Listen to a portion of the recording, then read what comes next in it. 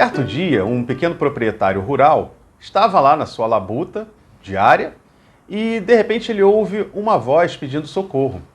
Ele para, então, o que estava fazendo e vai lá acudir aquela pessoa que estava pedindo socorro.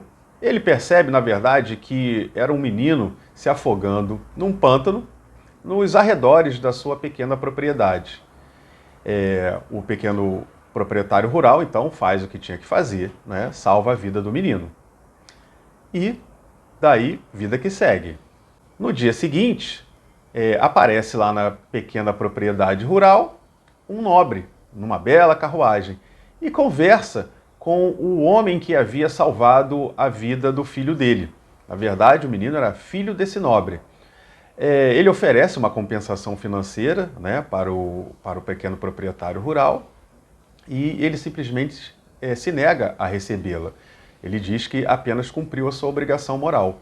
Então o nobre faz a seguinte proposta.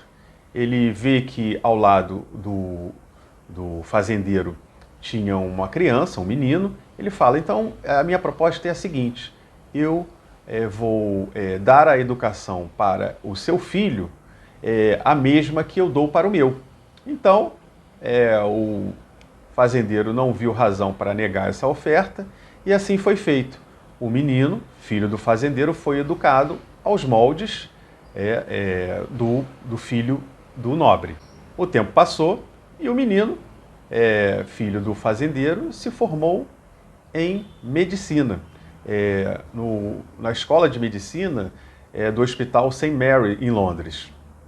Bem, esse menino, na verdade, era o Alexander Fleming, que é o descobridor da penicilina, o primeiro antibiótico. Lembrando que antes da descoberta do antibiótico, os únicos 2 tratamentos para doenças infecciosas existentes eram o quinino para a malária e o arsênico para a sífilis. Então a descoberta dos antibióticos foi fundamental, porque antes deles, basicamente você se deitava na cama e esperava a natureza agir. Por que eu resolvi começar com essa história? E ela ainda não acabou. Porque, primeiro, ela é uma história exemplar no sentido de que boas ações, elas sempre resultam em coisas positivas. Mas, para terminar a história, esse nobre, na verdade, era o pai de um político e de um líder que veio a se tornar fundamental na Segunda Guerra Mundial, que é o Winston Churchill. E, curiosamente, né, o Churchill pegou pneumonia. E qual foi o tratamento aplicado ao Churchill? A penicilina, que havia sido descoberta pelo Fleming, o menininho, filho do fazendeiro. A história da descoberta da penicilina é uma das mais interessantes, porque ela foi praticamente por acaso. Embora o Fleming estivesse em busca de algo que combatesse uma bactéria chamada Staphylococcus aureus, que ela é encontrada de forma ampla nas pessoas, né? Quem está saudável, geralmente, essa bactéria vai causar apenas um furúnculo, mas em pessoas que estejam com o organismo debilitado, ela pode causar gangrena em ferimentos, por exemplo, de guerra, né? Aliás, a penicilina foi amplamente utilizada na Segunda Guerra Mundial, salvando muitos soldados justamente da gangrena. E eu peguei essa história e a questão da descoberta da penicilina por uma razão, né? O vídeo de hoje é sobre o tema do contraste que nós fazemos entre contexto da descoberta e contexto da justificação, isso em filosofia da ciência. Eu já disse que o Fleming estava em busca, né, de algo que combatesse o Staphylococcus aureus. No entanto, como é que ele vai descobrir um combate eficaz a essa bactéria? Por acaso, nas culturas que ele tinha no laboratório dele, deu um mofo. E ele percebeu que esse mofo estava combatendo a bactéria. E a partir dali, né, é história. Ele vai refinar essa pesquisa e outros cientistas vão viabilizar a penicilina enquanto medicamento. Enfim, o que eu quero deixar claro é que na filosofia da ciência, o contexto da descoberta né? O chamado momento eureka.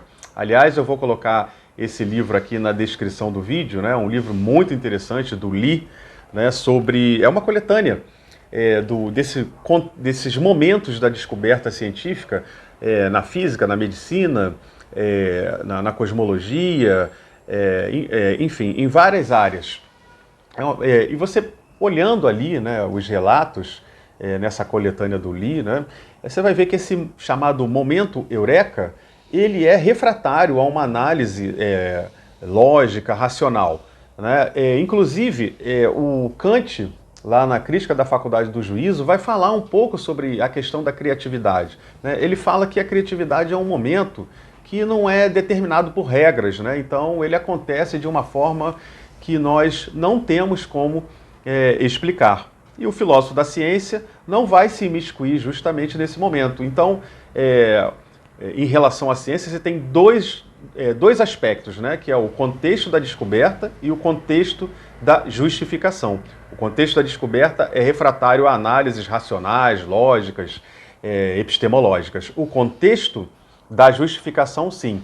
E aí, nós, como filósofos da ciência, vamos abordar a ciência segundo a sua lógica, segundo a sua estrutura, segundo o seu método específico, e por aí vai, né? E aí, várias teorias, né, vários modelos de explicação do que vem a ser a ciência surgem, né? Principalmente no século XX, que é quando surge, de fato, a filosofia da ciência. Você tem desde as explicações advindas lá do Círculo de Viena, do positivismo lógico, etc., passando por Popper, por Thomas Kuhn, por Feyerabend, enfim, Nagel,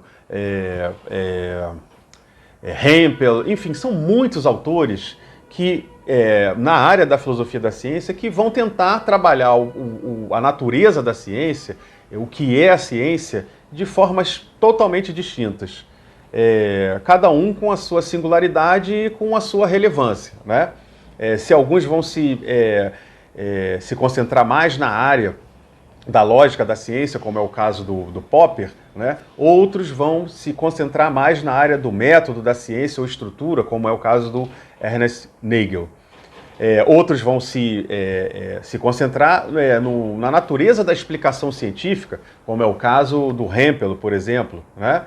Então, eu só queria deixar claro que contexto de descoberta e contexto de justificação são coisas distintas, e o primeiro, o contexto de descoberta, não cabe nenhuma discussão filosófica. Cabe apenas a nós, meros mortais, apreciar e ficarmos perplexos com a genialidade de outrem. É isso aí, pessoal. Eu agradeço por terem assistido até o final. Não se esqueçam de se inscrever no canal. E se vocês gostaram desse vídeo, curtam, comentem e compartilhem. É isso aí. Até a próxima.